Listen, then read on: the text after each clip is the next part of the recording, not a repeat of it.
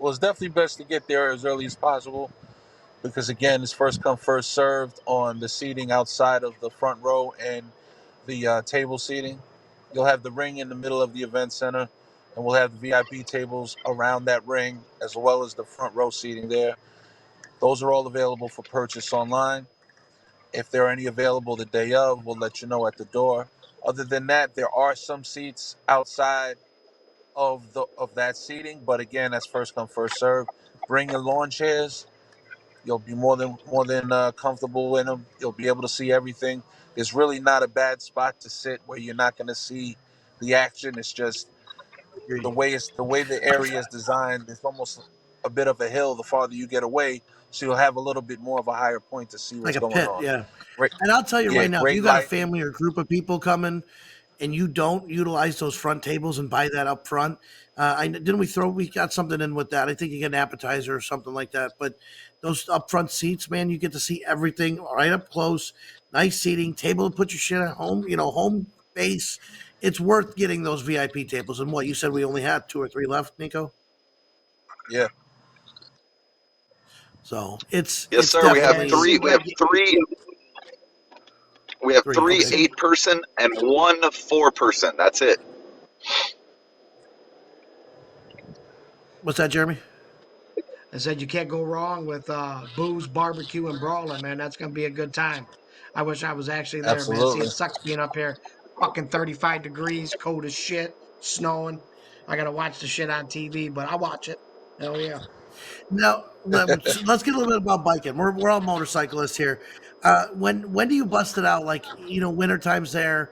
Do you bust it out at like 45, 50 and go riding and try and get some miles in your ski, or do you wait till like it gets hotter? Oh, I don't ride when there's salt down. As soon as they put salt down, my shit's up. But yeah, it could be 35, 45. I'll ride as long as there's no salt. You want salt. Oh, So you that guys are brine used to that shit. shit. Yeah, You guys get the salt from the ocean. This shit's like brine and, fucking chemicals and shit. You don't want that in your I'll bearings, on your fuck your tires, shit up. in your frame, all up in your fins of your block and shit. Engine gets all corroded and shit. You gotta tear it all apart just to clean it. Fuck that shit. that's crazy. Now, again, we're talking Dog Fights 2, February 3rd at Gill Dogs in Newport Richey, or in Port Richey. I'm sorry. I keep wanting to say Newport Richey, but it's in Port Richey. The doors open at 3, fight start at 5. We were here talking with Nico Brown from Nico Brown Promotions and Brandon Lee from Vigilant MMA Promotions.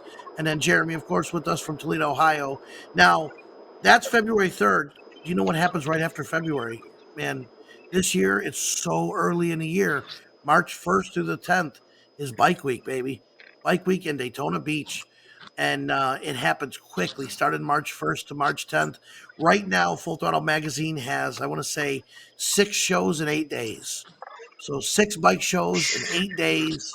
We're doing from Saturday to Saturday. And we're going to be out there checking out some other shows and helping Corey Souza.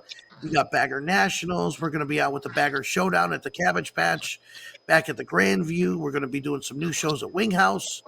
Of course, the Boardwalk Bike Show, one of the biggest and baddest bike shows in Daytona. We're shooting for 200 bikes on that Friday. I want to say that's March 8th. And then we do our kickoff show over at Teddy Morse. We got a lot going on. Now we bring in Jeremy. Jeremy comes down from Ohio for that show because, and believe it or not, you got talked about a lot this past weekend at Baker at Customs. Oh no shit. So I had a lot of people that we see in Miami.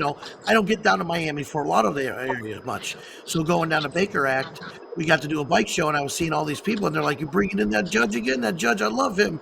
He picked my shit apart, and I changed everything on my bike afterwards." I said, "Yes, I bring in a professional IMBBA trained judge, and that's what you are, Jeremy. You're the International Master Bike Builder Association uh, unofficially trained judge." Because we learned from Steve Galvin, who was an official judge, correct?